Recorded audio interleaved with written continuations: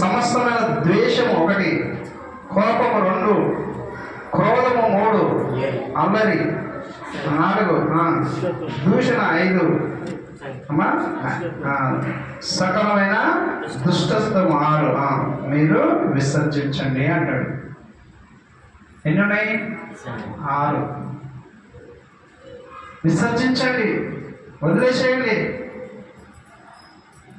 ఎంతమంది ట్రై చేస్తారు చెప్పండి.